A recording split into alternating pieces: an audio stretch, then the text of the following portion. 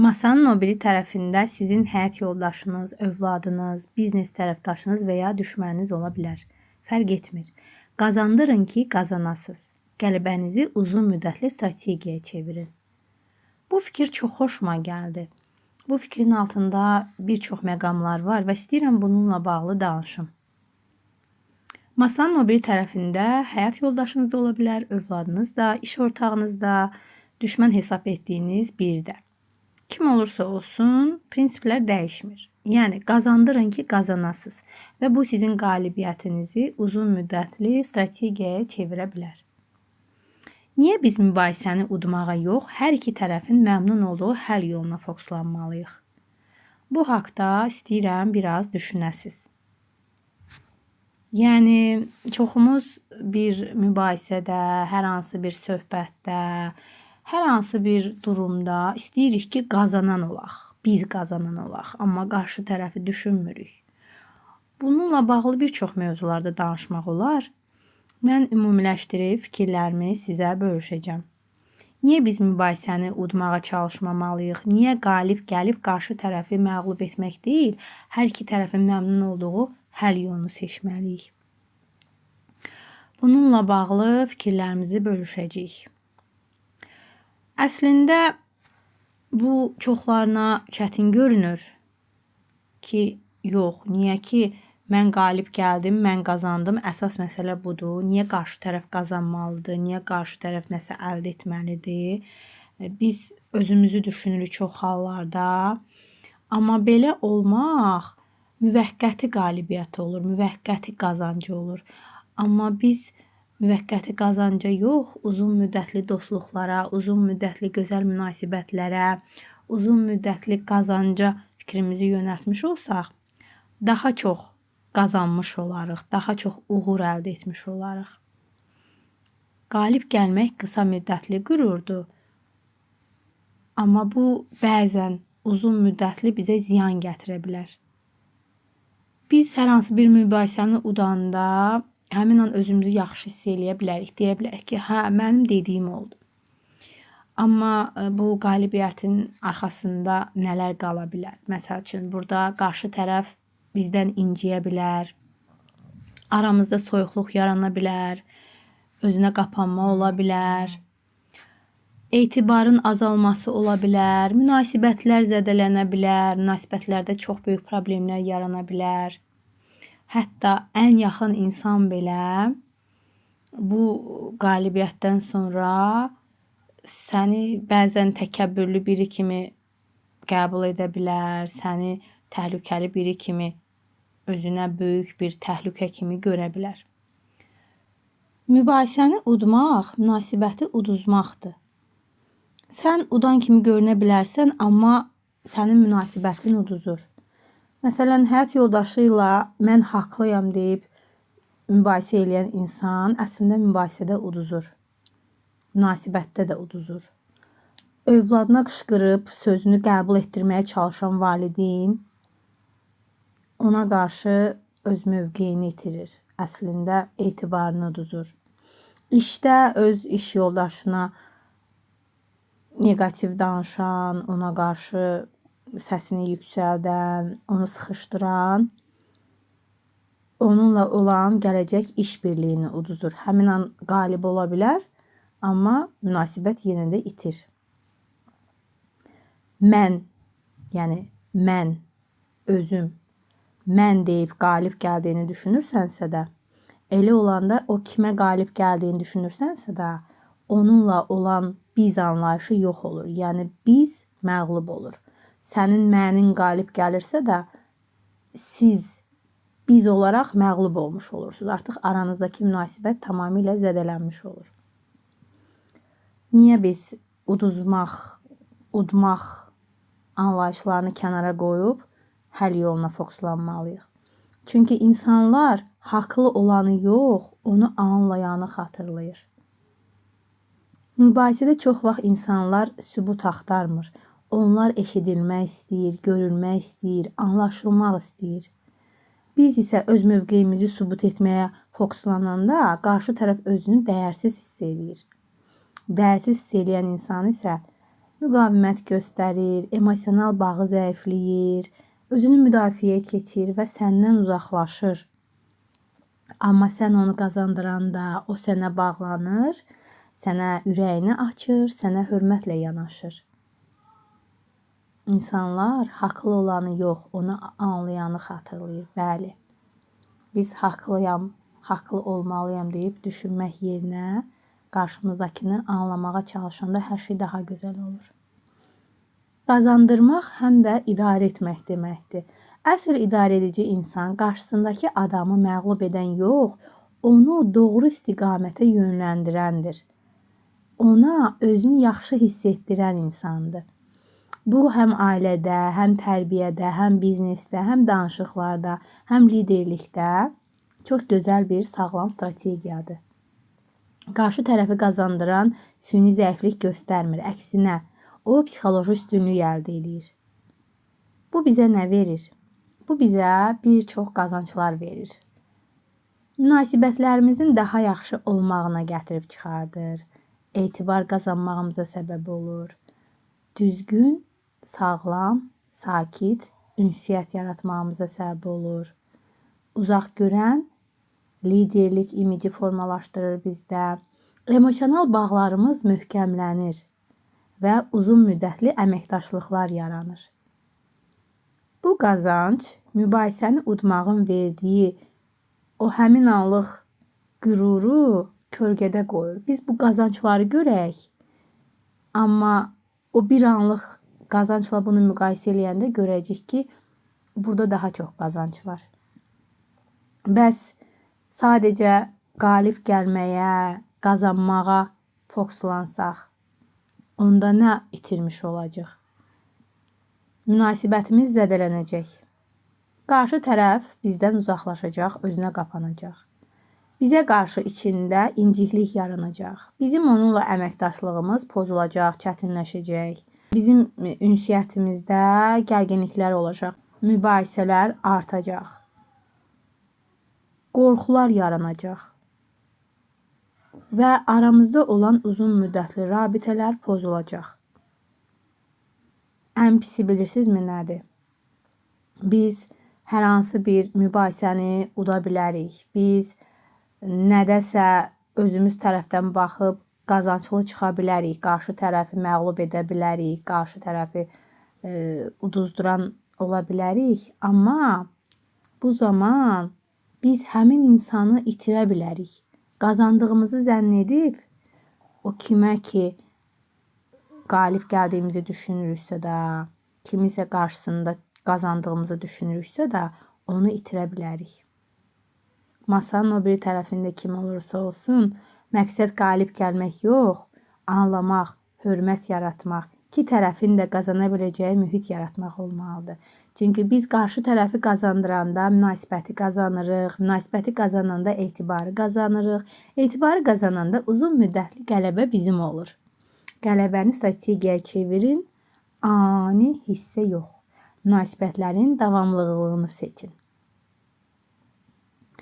Bunu etmək deyə bilərsiniz ki, çətindir, buna necə nail olaq, qazanmaq necə olur ki, həm biz qazanırıq, həm də başqaları qazanır. Bununla bağlı da istəyirəm sizə müəyyən bilgilər verim. Bunları tətbiq edə bilərsiniz və bu zaman həm siz qazanan olarsınız, həm qarşı tərəf qazanan olar. Masanın o biri tərəfində kim olur olsun, qazandırın ki, qazanasınız. Bu cümləyə biz bir çox tərəfdən baxa bilərik.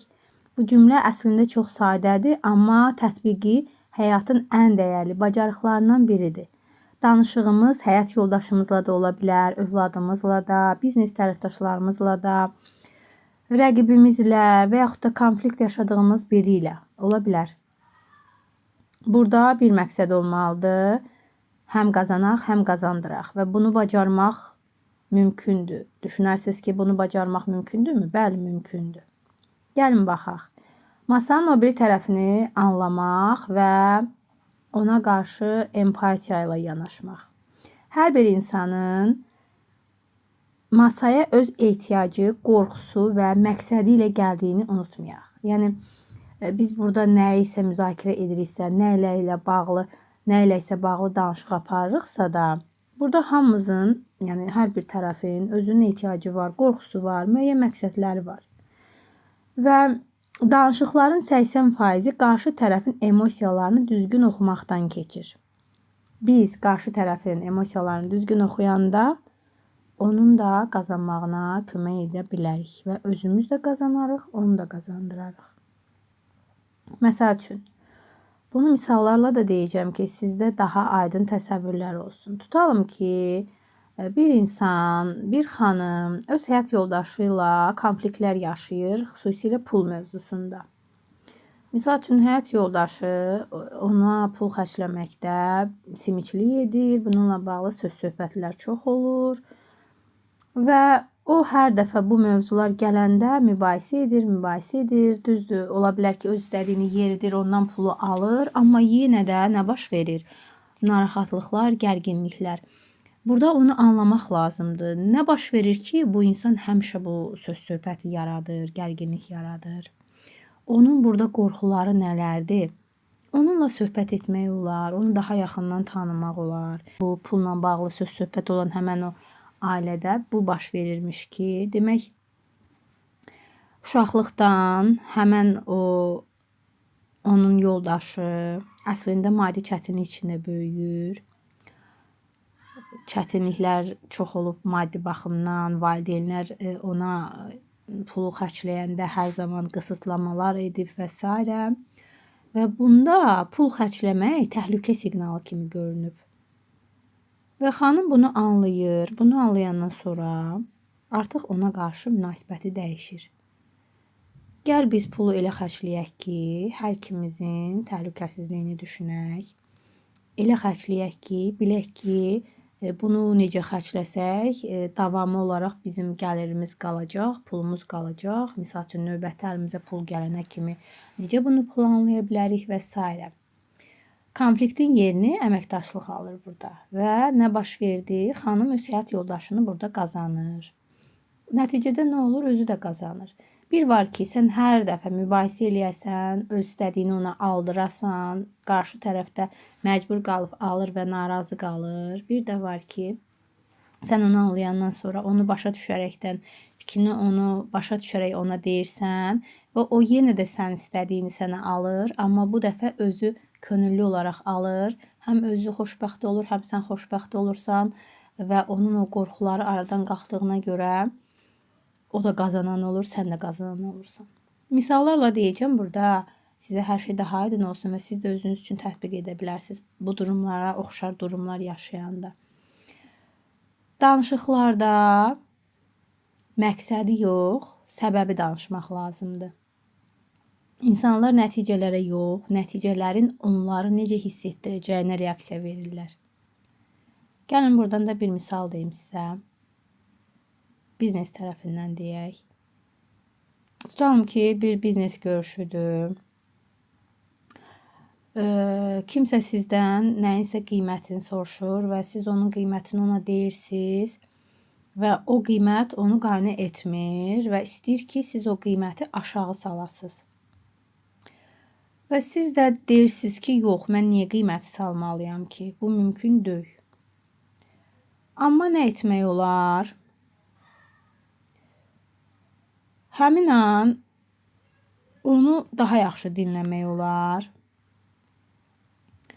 və onunla söhbət etmək olar ki, misal üçün, bax, bu xidmət, bu əşya, bu nədirsə, satdığınız şey nədirsə də, necə olur ki, bu qiymətə başa gəlir? Onun dəyərini həmin insana göstərmək olar və bunun bu qiymətə olduğunun səbəbini ona göstərmək olar. Və beləliklə qarşıdakı insan anlayır ki, bunun qiyməti niyə bu qiymətədir və anlayır ki, əslində o bu qiymətə bunu almaqla nələr əldə edir, nələr qazanır. Bu zaman qarşı tərəfdə qazanır, sən də qazanırsan. Amma misal üçün sən qiyməti endirmirsən və deyirsən ki, yox, endirmirəm və salam. Heç bir şeydə səbəbi də ona demirsən, izah etmirsən. Bu zaman sən düşünürsən ki, hə, mən istədiyimi elədim, O da məcbur qalır sənin dediyin qiymətə onu alır. Qazanan tərəf sən olursan. Amma o itirdiğini zənn edir. O qazanan olduğunu düşünmür. Amma əslində qazanandır ki, sən ona verdiyin o nədirsə də əşya, sən səbəblərini ona göstərəndə ki, bax, bu səbəbdən bunun qiyməti budur. Və o anlayır ki, onun aldığı dəyərli bir şeydir və o qiyməti ona verəndə özünü qazanan kimi hiss edir. Qarşındakı insan sənin düşmənin deyil, məlumat mənbəyidir. Çox vaxt insanlar danışıqlar zamanı müdafiəyə keçir və burada mən haqlıyam, sən haqlısan, sən haqsızsan, mən dediyim düzdür, mən qazanmalıyam, sən itirməlisən düşüncələri olur. Və bu düşüncə tərzi qısa müddətlidir. Məsəl üçün, valideyndir. Valideyn əsəbləşir ki, onun övladı tapşırığı yerinə yetirmir. Və ona deyir ki, sən niyə tapşırığı yerinə yetirmədin? Tutalım ki, o yerinə yetirmir, gedir nəsə bunun qarşılığında mənfi hallarla rastlaşır və s. Və nə olur? Valideyn deyir ki, mən sənə demişdim oxu və demişdim bu işi gör. Bax, eləmədin, qarşılığında bu cəzanı əldə etdin və yaxud da aşağı qiymət aldın, filan peşman.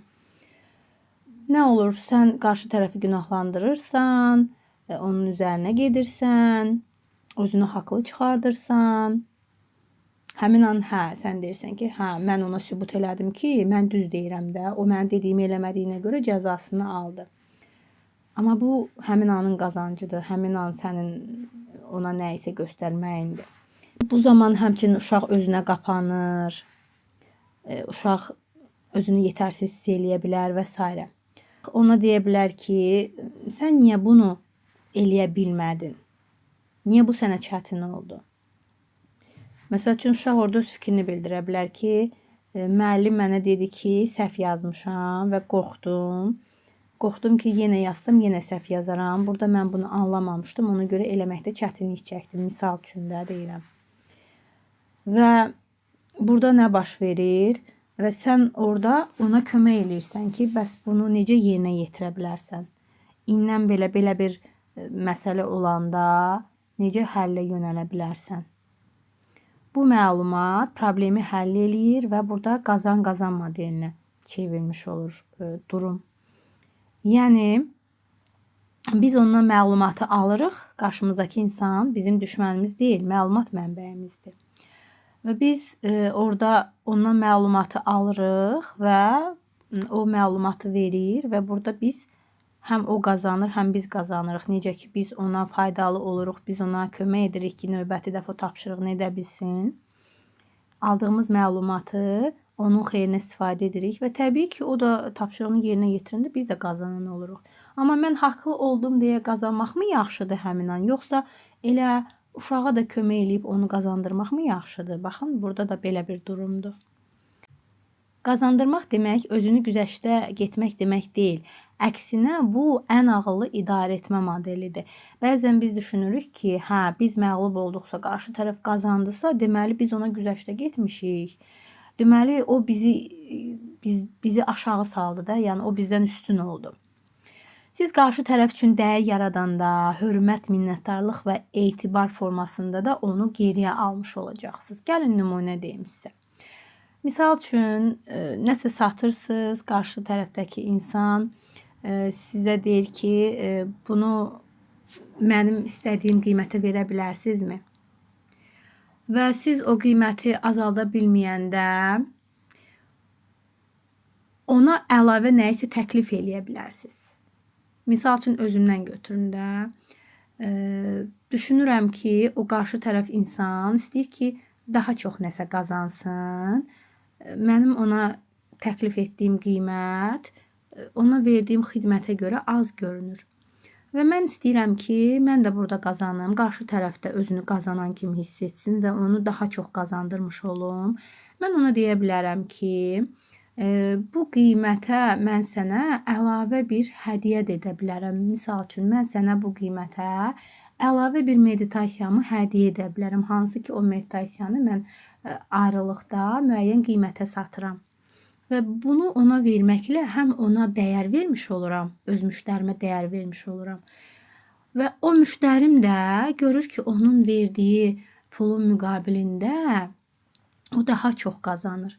Burada mən də qazanıram ki, mən öz xidmətimi ona satmış oluram və həmçinin onu daha çox qazandırıram ki, o xidmətimin bir növünü də görmüş olur. Əslində o mənim xidmətimin bir növünü görəndə elə mənim özüm də qazanmış oluram. Bəlkə mənim ona əlavə verdiyim meditasiya onun xoşuna gələcək və o məndən növbəti dəfə başqa bir meditasiya da alacaq. Görürsünüzmü?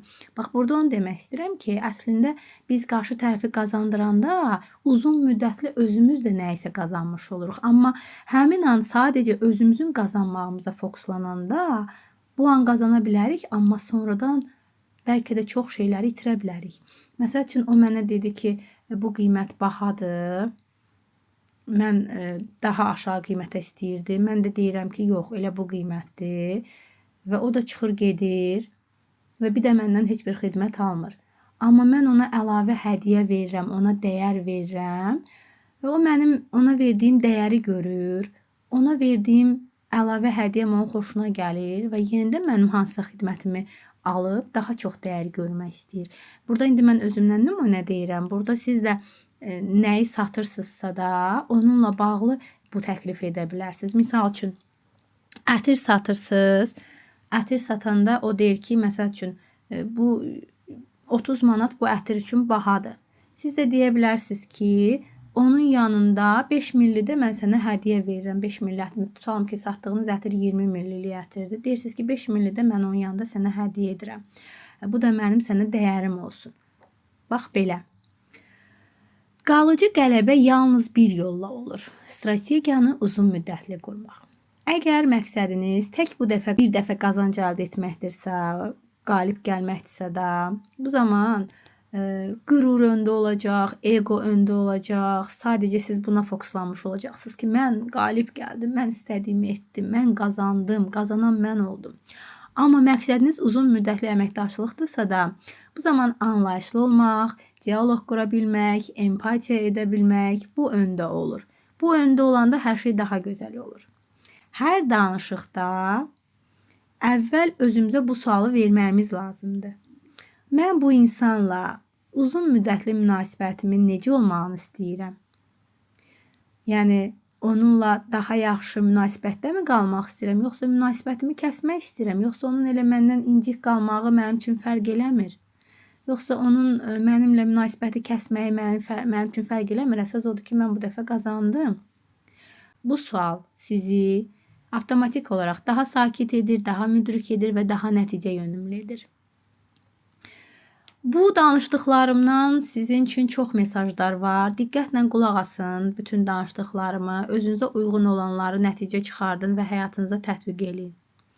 Sonda sizə demək istəyirəm. Həyatda ən güclü insanlar qarşısındakı insanın daxili dünyasını görməyi bacaranlardır. Düşmən kimi baxdığın biri bəlkə də bir ehtiyac içindədir.